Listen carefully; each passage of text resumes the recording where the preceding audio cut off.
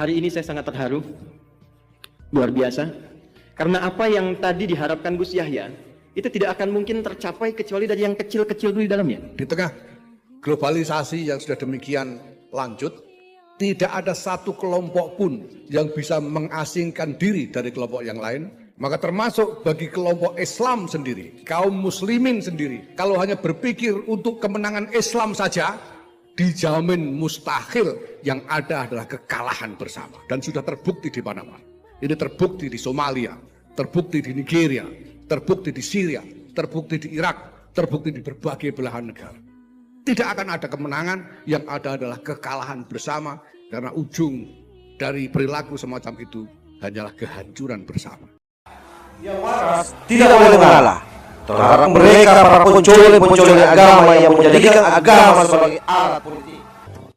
Assalamualaikum warahmatullahi wabarakatuh. Om Swastiastu, Namo Buddhaya, salam kebajikan. Sahabat-sahabat Tolang 9 yang saya hormati di mana pun juga berada, kembali bersama Tolang 9 dari bumi Pantai Tarupi, Bulukumba. Baru-baru ini kita dikejutkan dengan adanya berita yang viral di media sosial terkait soal bagaimana Muhammadiyah dengan Nahdlatul Ulama membangun kesepakatan untuk sama-sama mendorong fikih peradaban. Ya, salah satunya itu adalah menolak sistem khilafah di Indonesia maupun di dunia internasional. Dan tentu ini akan membuat kadrun semakin sakit hati. Kenapa? Karena salah satu ustaz andalannya, yaitu Ustaz Adi Hidayat, mewakili Muhammadiyah di dalam acara tersebut dan memberikan pernyataan bagaimana ikut bersama-sama dengan NU mendorong hal tersebut. Tentu ini akan membuat para kadrun-kadrun akan semakin sakit hati, dan bisa jadi nanti ini akan menjadi bahan bulian bagi mereka. Bayangkan misalnya ketika XSHTI keluar semua ke permukaan menolak apa yang dideklarasikan oleh Nahdlatul Ulama di 1 abad NU, hari ini Muhammadiyah bergabung dengan Nahdlatul Ulama. Coba kita simak seperti apa penyampaian Ustaz Adi Hidayat dan Gus Yahya di dalam forum tersebut.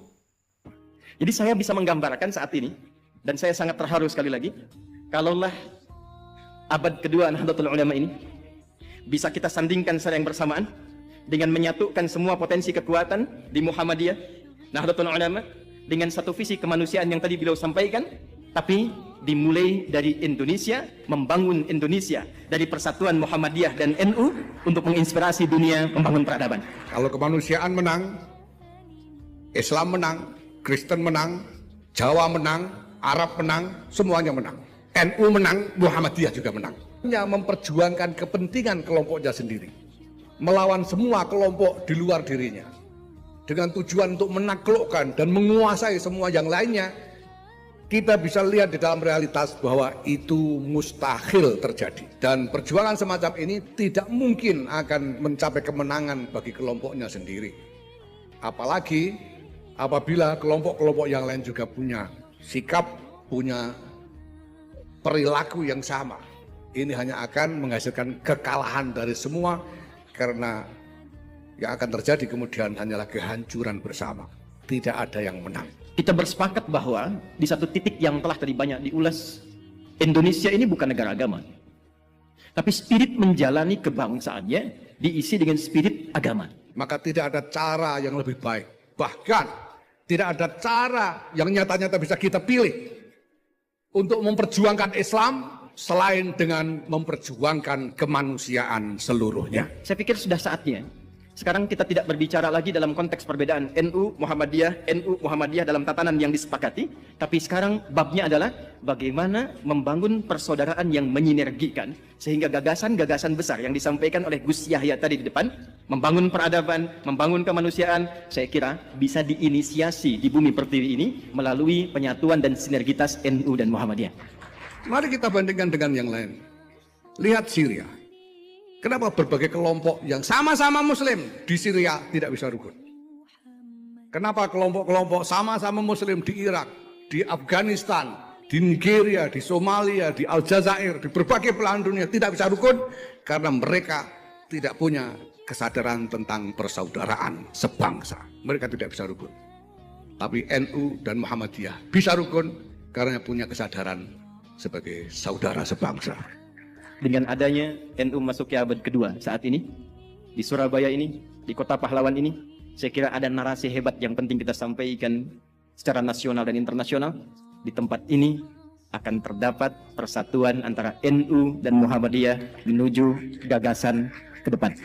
Hal ini tentu akan membuat para kadrun-kadrun semakin kepanasan.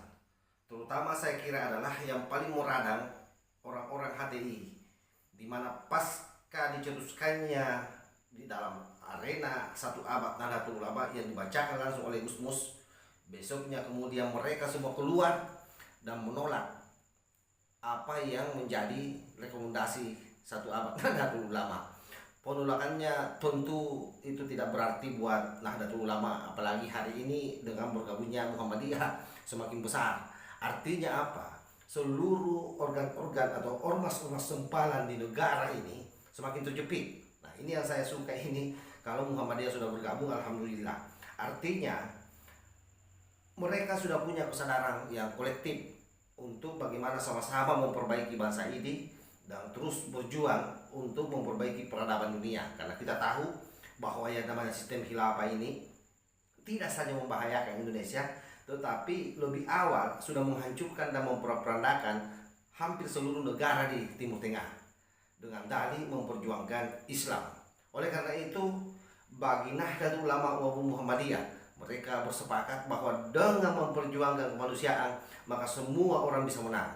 Tidak saja Muhammadiyah, tidak saja NU, tetapi juga seluruh agama-agama yang ada di dunia ini. Nah, inilah luar biasanya Nahdlatul Ulama dan Muhammadiyah di bawah kepemimpinan Gus Yahya.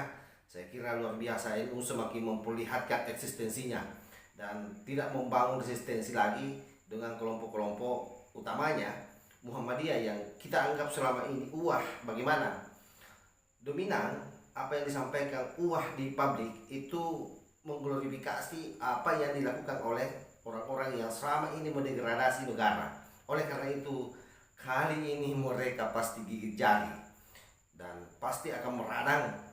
Nah, anehnya kalau kita men-tracking beberapa minggu ini, yang bicara ke permukaan hanya HTI, XS, FPI seperti Habib Rizik dan seluruh kelompoknya lebih memilih berdiam diri.